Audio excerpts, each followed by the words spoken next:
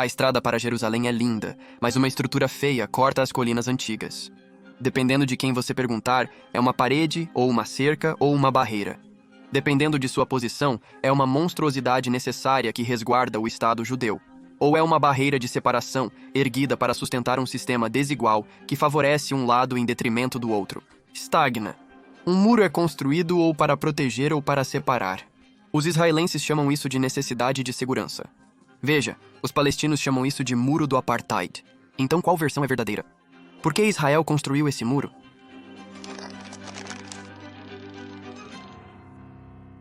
Durante minha vida em Israel, isso esteve aqui, percorrendo 698 quilômetros de terra altamente disputada.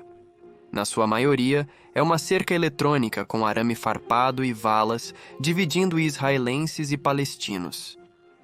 Porém, uma fração se assemelha a isso. Blocos de concreto de 9 metros de altura rodeiam grandes centros como Jerusalém e Belém. Para a geração mais jovem, o muro é simplesmente uma característica de sua vida. Ayub Ali tem 35 anos. Ele era um menino quando construíram o muro. É difícil, cara. Viver aqui, minha geração, nós crescemos na segunda intifada, então eu era adolescente em 2000 quando a segunda intifada começou. Eu tinha apenas 13 anos então.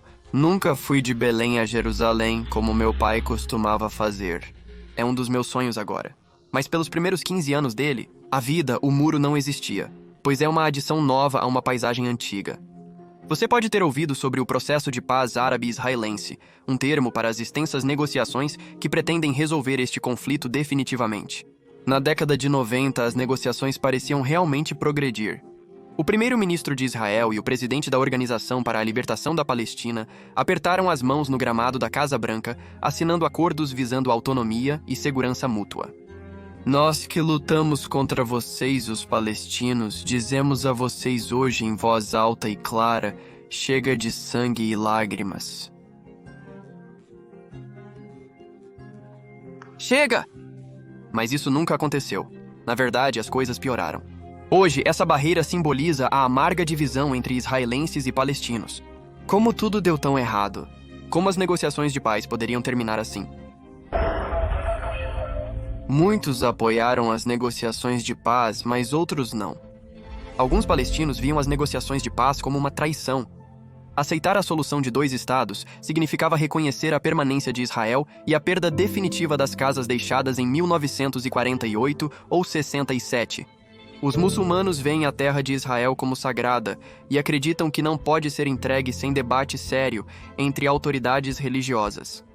Porém, as autoridades que firmavam acordos de paz não eram religiosas. Portanto, muitos muçulmanos rejeitaram sua autoridade para ceder parte da terra. Ironicamente, muitos israelenses sentiam o mesmo. A paz e a solução de 2 estados dependiam de Israel ceder a maior parte da Cisjordânia. Porém, aquele território integra a história judaica há milênios. Josué conquistou Jericó há 3 milênios. Por que os judeus não poderiam habitar lá? É a terra de nossos antepassados.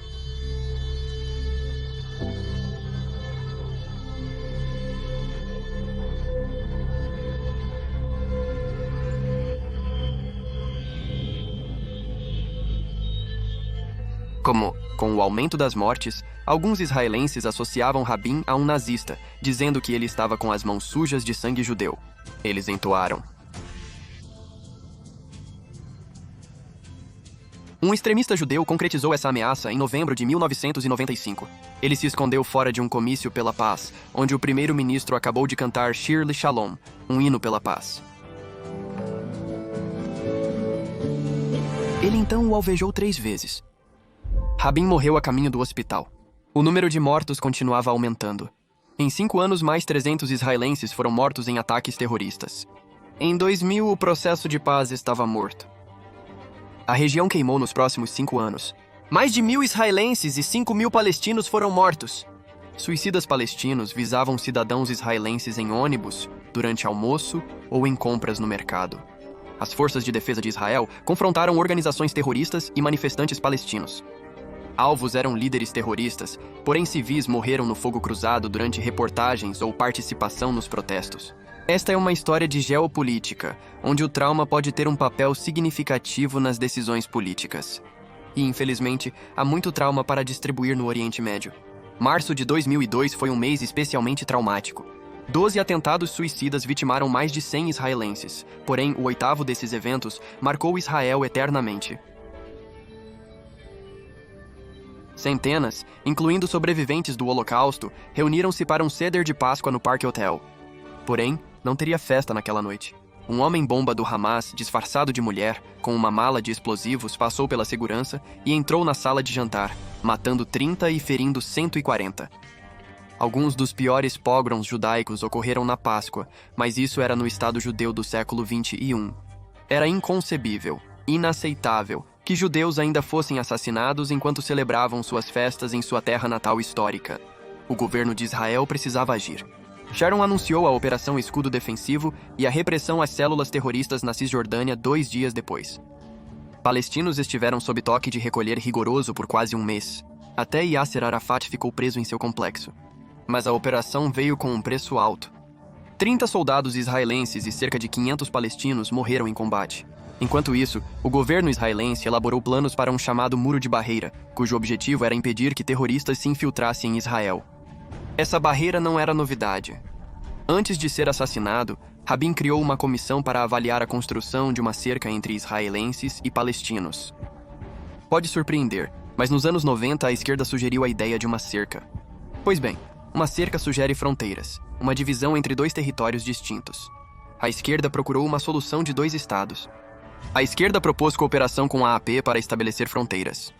Porém, o governo Sharon não tinha interesse. Mais de 100 israelenses foram mortos em um mês. O ministro da Defesa insistiu que a cerca não era política e nem uma fronteira, mas uma barreira temporária para fins de segurança. Após mais de 2 décadas, a estrutura permanece, sendo criticada como puramente política. Então, os israelenses estão mais seguros agora? Ninguém discute com as estatísticas. Entre 2000 e 2006, terroristas da Cisjordânia realizaram mais de 3.000 ataques dentro da linha verde, matando mais de 1.600 pessoas.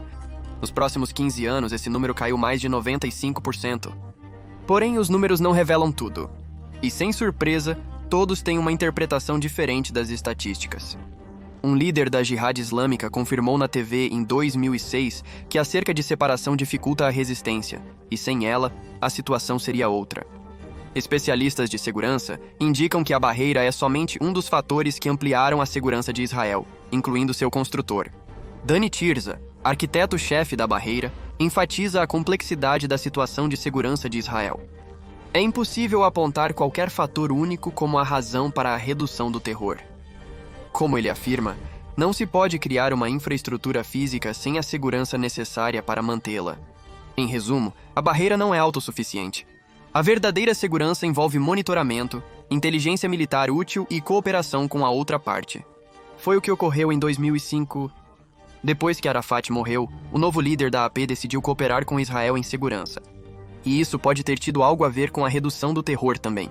Mas os críticos do muro rejeitaram este argumento. Afirmam que a segurança é pretexto, pois a barreira não está pronta. Em certos lugares ela para. Em outras partes, grandes lacunas permitem a entrada ilegal diária de milhares de palestinos em Israel, frequentemente sob olhar de soldados e câmeras. Então, se o muro é para a segurança, por que Israel permitiria lacunas? Bem, depende de quem você perguntar. Para os palestinos, a barreira representa a apropriação de terras, visando diminuir um futuro Estado palestino. A Corte Internacional de Justiça considera a barreira ilegal, projetada para auxiliar na anexação de comunidades judaicas na Cisjordânia. Anexação? Apropriação de terras? O que isso significa? Vamos simplificar. O moderno Israel existe desde 1948. Inicialmente, a Organização das Nações Unidas votou para que fosse assim. Porém, após uma guerra longa e violenta com a maioria dos vizinhos, terminou assim. 19 anos depois, travou outra guerra, e ao longo de 6 dias Israel ganhou isto, e isto, e isto, e isto, e isto. O que realmente complicou as coisas. Após 67, o Estado judeu controlava Cisjordânia, Jerusalém Oriental e Gaza. Mais de 1 milhão de palestinos assistiram chocados à invasão israelense de suas terras. Os israelenses aproveitaram a oportunidade para visitar os locais sagrados dos quais estiveram proibidos por 19 anos. O Muro das Lamentações, a Caverna dos Patriarcas, o Túmulo de Raquel simbolizam a conexão antiga dos judeus com sua terra. Cisjordânia é a denominação jordaniana para a área, enquanto muitos israelenses a chamam pelo nome bíblico, Judéia e Samaria, ressaltando a conexão judaica com essa terra sagrada. Uma pesquisa arqueológica da Universidade Bar-Ilan acaba de fazer uma pequena, mas incrível descoberta: 2 moedas que datam de cerca de 2.000 anos descobertas na região de Binyamin, na Cisjordânia. Os israelenses começaram a estabelecer comunidades e terras que viam como suas, auxiliados por incentivos governamentais generosos. Israelenses em Judéia e Samaria se consideram nativos retornando após exílio longo. Porém, a maioria dos palestinos destaca sua ligação geracional com o território. Questionam por que judeus recém-chegados podem construir comunidades em território disputado. Quase 500.000 judeus vivem na Cisjordânia e o número está crescendo, o que nos traz de volta à barreira. A maior parte da barreira está nas fronteiras pré-67 aceitas internacionalmente. Porém, em alguns locais, abrange grandes comunidades judaicas na Cisjordânia. Tribunais israelenses barraram rotas expandidas, pois quanto mais judeus na Cisjordânia, menos provável eles saírem. Isso dificulta a reivindicação palestina desse território como parte de seu futuro Estado. Porque, na visão do presidente palestino, nenhum israelense seria permitido viver em um Estado palestino. Para muitos é um jogo de soma zero. Um ganho de Israel é uma perda para a Palestina. Qualquer ganho palestino é uma perda israelense. Essa mentalidade fez alguns líderes judaicos insistirem na não conclusão da barreira. Pois quando a barreira estiver pronta, suas comunidades não terão para onde expandir. A barreira não causa os mesmos problemas para as comunidades judaicas que causa para os palestinos. A barreira separa comunidades e famílias palestinas. Comunidades separadas pelo muro começaram a desenvolver sotaques distintos, como se estivessem em países diferentes, não há apenas alguns quilômetros. Agricultores que passeavam por seus olivais agora necessitam de permissão para trabalhar nas terras além da barreira. Aceite isso deles, não de mim. Primeiramente, não conseguimos chegar a Jerusalém. Embora possamos chegar a Jerusalém, agora precisamos de mais tempo apenas para contornar o muro de separação para chegar a Jerusalém. E claro, a Mesquita de Al-Aqsa, que é muito importante em nossa religião. A barreira torna o trajeto anterior, tranquilo, em uma difícil jornada pelos postos de controle. O caminho de Jerusalém para Belém leva apenas cerca de meia hora, mas por causa dos postos de controle das paredes, leva-me 2 horas por dia. Os palestinos na Cisjordânia têm mobilidade restrita. Sentem-se presos atrás de uma barreira, um lembrete visível de que nenhuma promessa dos últimos 75 anos foi cumprida para eles. Eles imaginaram um Israel derrotado e um Estado palestino soberano, mas nada disso aconteceu. A frustração é mútua, porque os israelenses ainda estão morrendo em ataques terroristas. 19 israelenses morreram em ataques terroristas em 6 semanas de 2022. Em março, as forças de defesa de Israel iniciaram o reforço de buracos na barreira, trocando cercas antigas por muros de concreto de 9,1 metros. Às vezes, a solução parece distante, mas alguns são mais otimistas. O rabino Yehuda Cohen vive na Cisjordânia há mais de 20 anos, onde trabalha com judeus e palestinos para construir uma sociedade mais justa. Mesmo sem todas as respostas, ele possui algo de igual importância. Precisamos realmente reconciliar-nos com os palestinos.